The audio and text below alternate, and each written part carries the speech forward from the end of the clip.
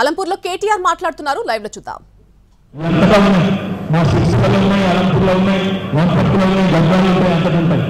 ఎట్లుంటాయంటే గ్రామ రాజకీయాలు అలంపూర్లోని ఏదైనా ఊళ్ళో, ఐదు మండలంలో ఏదైనా ఊళ్ళో ఓ పెద్ద వెంకటరెడ్డి ఉంటాడు, చిన్న వెంకటరెడ్డి ఉంటాడు. పెద్ద వెంకటరెడ్డి కాంగ్రెస్లో ఉంటే చిన్న వెంకటరెడ్డి వేరే కాడు ఉంటాడు, అక్కడ ఉండడు పాలిపగా. ఇంకో పక్క ఊరికి పోతే గద్వాలకు పోతే ఒక పెద్ద నాయుడు ఉంటాడు, ఒక చిన్న నాయుడు ఉంటాడు. పెద్ద నాయుడు ఒక పార్టీలో ఉంటే చిన్న నాయుడు ఇంకో పార్టీలో ఉంటాడు. ఇది అలా పరిపాటి. మీరు దయచేసి నేను కోరేది ఏమిటంటే ఈ సందర్భంలో ఒకవైపు కాంగ్రెస్ చేసిన మోసం, మరొక వైపు బీజేపీ చేసిన ద్రోహం, ఈ రెండింటికి నిజాయితీగా పనిచేసిన బీఆర్ఎస్ పార్టీకి మన నాయకుడు కేసీఆర్ గారికి మధ్యన జరుగుతున్న ఈ పోరాటంలో ఇవాళ మనం ఆలోచించాల్సింది, మనం ముందుకు పోవాల్సింది ఒకటే ఒక నినాదంతో, ఒకటే ఒక ఆలోచనతో. కులం లేదు, మతం లేదు, ఏది లేదు.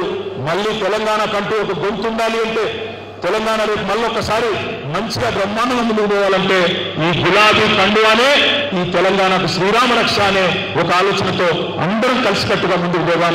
నా వెంకటరామరెడ్డి గారికి నేను హృదయపూర్వక ధన్యవాదాలు తెలియజేస్తా ఉన్నా.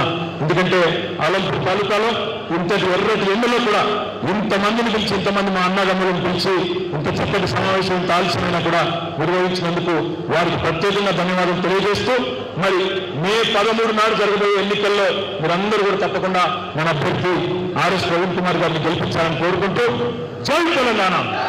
కారు గుర్తుకే, కారు గుర్తు.